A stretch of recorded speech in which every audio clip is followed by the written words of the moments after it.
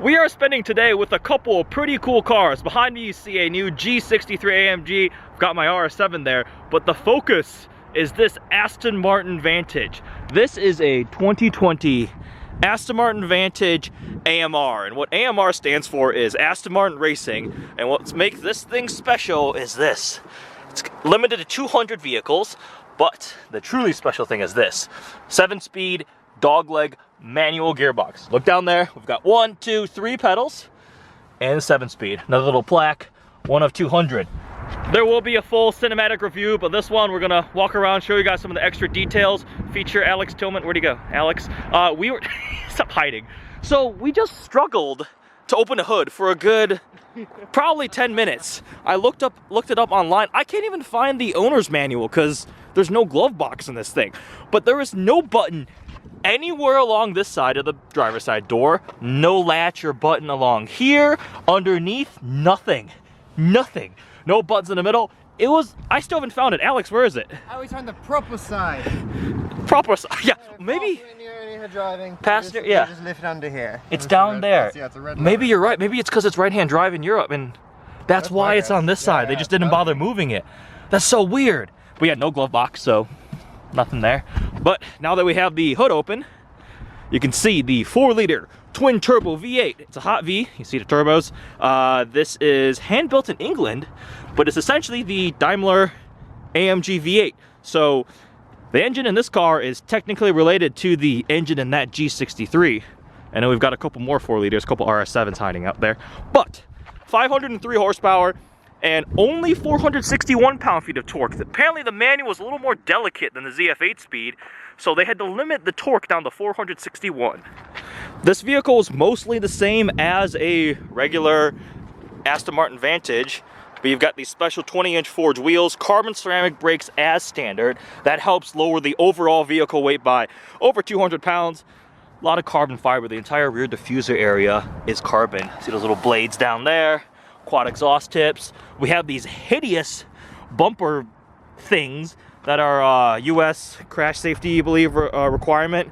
They look not so great on here, but if you go look at the back end of like a Bugatti Chiron, they are so much worse, but those are irritating. Theoretically, yes. You can take them off too. Theoretically, yes, you should be able to take them off. And then we've got the Aston Martin badge. The trunk, is there a trunk release back here? Nope. No? Are you serious? Are you serious? Very serious.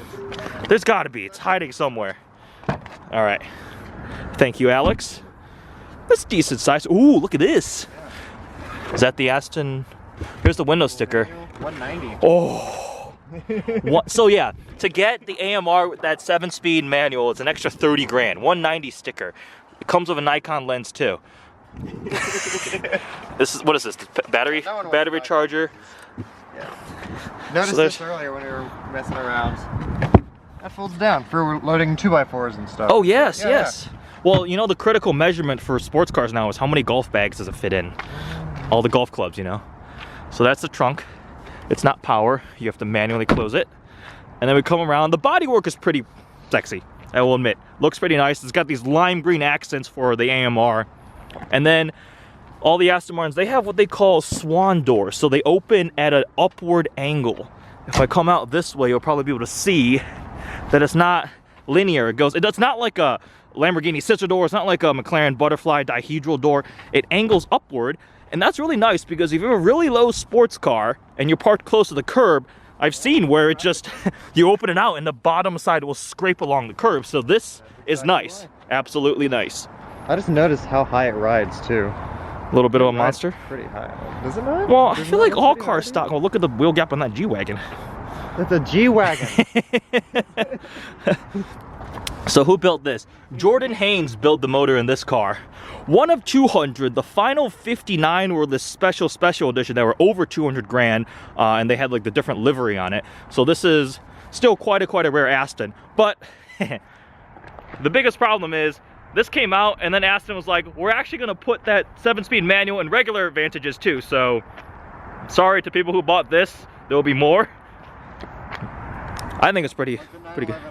Like the 911R and the GT3. Yep. Yeah. So, I mean, I'm not a huge fan of the way the front headlights look as much as the previous ones, but also this grille. Look at, you got this like metal mesh up here, and then just a massive amount of space before you hit intercooler. Yeah, you could, that's crazy. There's so much space there. Aston Martin badge. What are some other details? Let's hop on the inside. Oh, the hood vents are functional, carbon fiber. You see there? I think that is a AMR specific. Also, you see the big heat extractor there. A little bit of heat shielding right there. Yeah, well, it comes out down here. Yeah, okay. Also, it's the reverse of a heat extractor. It's it's channeling from here. Oh yes, I was wrong. Comes in here. Yeah, because Hot Bees make a lot of heat. This blue paint's also very pretty. Door handles, you press it. What was that noise? Hand-built British car. Pull the door handles out like that. They do not pop out automatically when you unlock the car, as far as I know. Showed you guys that badge, some nice carbon fiber.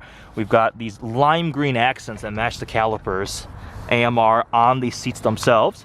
It's actually decently spacious. Also, this is a very square steering wheel. I don't remember people freaking out about this square steering wheel, and everybody's like losing their minds with the C8. I don't mind it at all. Let's hop in. All right, again, 6'3". See how comfortable in the Aston Martin Vantage. I can't reach the door. If I'm sitting normally.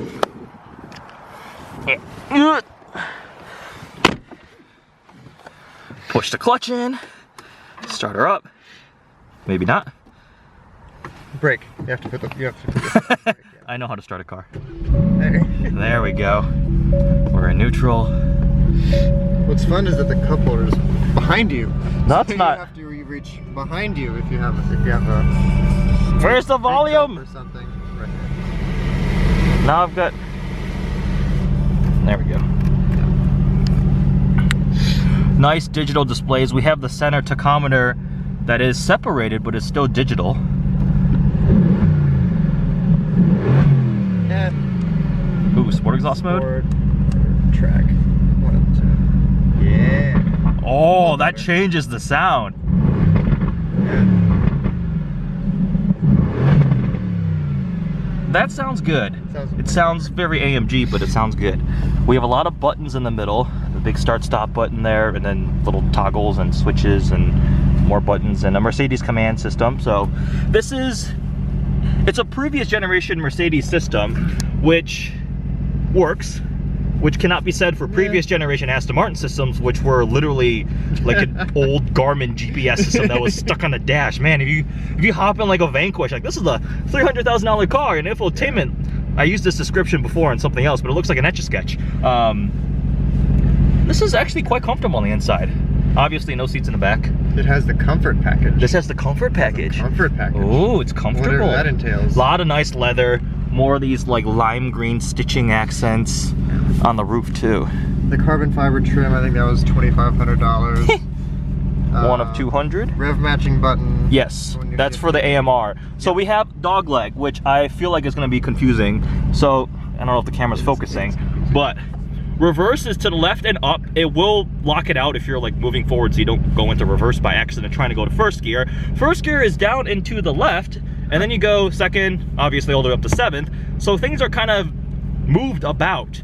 This transmission debuted in the V12 Vantage S in like I think 2017, and they pretty much carried it over entirely with the same transmission ratios and everything. So it's a little bit weird going in the first when you're down there to the left. It's kind of, it's different, I'm sure. It's actually not a bad view out of it, and it's actually decently comfortable. Yeah. Impressed, not bad. All right, I think those are all the details we need to show and cover. Make sure you guys check out the actual full review, where we'll be talking more about how it drives and take it for a spin. And this was kind of showing you the in-depth close-up details and us struggling to open the hood, which Alex figured out eventually. The little door, little doorway. Hammerhead door. Where am I pulling? There we go. This little hammerhead. Yeah, I can't. I don't know how to use cameras. Got the thing, and then you have another strap here. It's like stiff leather. Let's see. Yep. Yes. Down into left, first gear. Up still in park. Parking brake off. Park is on now. Parking brake's off. I don't know how to drive, do I? Stupid button just for Is that the cameras? Can you turn the camera back on? See, that's straight out of the Mercedes camera system. Interesting. Oh man. I'm wondering about these. Is that blind spot? Oh, what are those? I don't know. I can only suspect that that's like It's the blind camera spot for the camera, maybe. Picking up something, yeah. I don't know. I like this. I have a shifter in an Aston Martin in a modern sports car that's not a Porsche, which is very, very, very, very, very rare now. Okay, we'll wrap this video up. Make sure you guys check out the full review. Make sure you like, comment, subscribe, do all the things. Make sure you go find Alex Tillman for photos. And thanks for watching.